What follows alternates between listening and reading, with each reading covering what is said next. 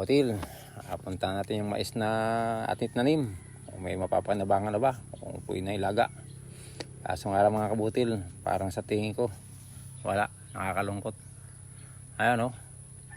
Halos 1 milyon ang aking naubos yan. 1 milyong minuto sa kakaintay. Kasama mga segundo. Ang problema yan, pala magiging itsura lamang. Ayan po, sa totoo lang, inilagyan ko rin ng sintetik na abono para makaganda rin. Talagang hindi pala. Ngayon lang po kasi ako mga kabutil nagtanim ng mais dito sa lugar namin. Sinubukan ko lamang. Ayan problema, ganyan po ang naging resulta. Hinangin tapos ganun po.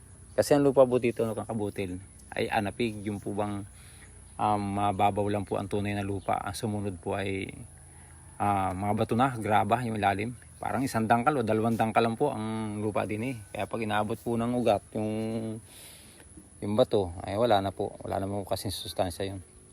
Ayan po mangyayari mga kabutil Ay kung sa Batangas nga lang ay ano ba natin gagawin dyan? Hindi kumpay na lang sa bakat kalabaw. Hindi po mapapakinabangan. Kaya siguro mga kabutil sunod di na po mga tanim na mais din eh. Sinubukan ko lang po. Pero siguro may mapapakinabangan konti.